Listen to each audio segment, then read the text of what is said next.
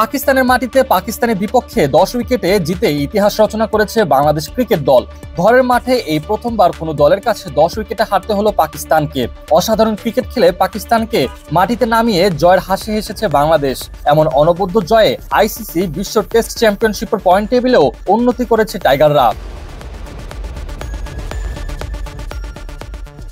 ICC test পয়েন্টশিপের চলমান চক্রে দুটি জয় পেয়েছে বাংলাদেশ। এর মধ্যে একটি ঘরের মাঠে নিউজিল্যান্ডের বিপক্ষে আর একটি পাকিস্তানের বিপক্ষে রাওয়ালপিন্ডির টেস্টে। এই দুই জয়ের ফলে মোট 24 পয়েন্ট সংগ্রহ করতে সক্ষম হয়েছে বাংলাদেশ। 40% পয়েন্ট নিয়ে বর্তমানে টেবিলের 6 নম্বরে উঠে এসেছে টাইগাররা, আর সমান সংখ্যক পয়েন্ট নিয়ে আছে শ্রীলঙ্কাও।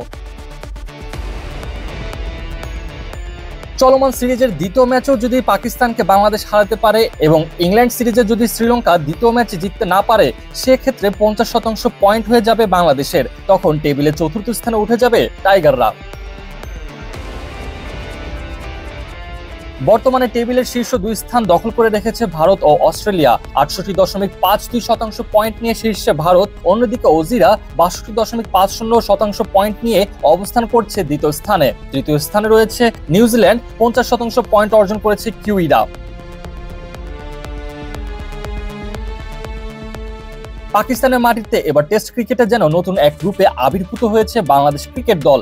ব্যাটারদের দারুণ দায়িত্বশীল ব্যাটিং, নতুন বলে পেসারদের দাপট, সাথে ম্যাচের শেষ দিনে স্পিনারদের ঘূর্ণি জাদু মিলিয়ে সম্ভাব্য সবকিছুই করে দেখিয়েছে বাংলাদেশ ক্রিকেট দল। প্রথম ইনিংসে পাকিস্তানকে টপকে ফেলেছে 117 রানের বিশাল লিড। সেই লিডের নিচেই চাপা পড়েছে পাকিস্তান। দ্বিতীয় ইনিংসে ব্যাট করতে নেমে মাত্র 146 রানে অল আউট হয়ে যায় পাকিস্তানিরা। দ্বিতীয় ইনিংসে পাকিস্তানের 10 উইকেটের মধ্যে 7টি নিয়েছে দুই টাইগার স্পিনার মেহেদী হাসান মিরাজ এবং সাকিব আল হাসান।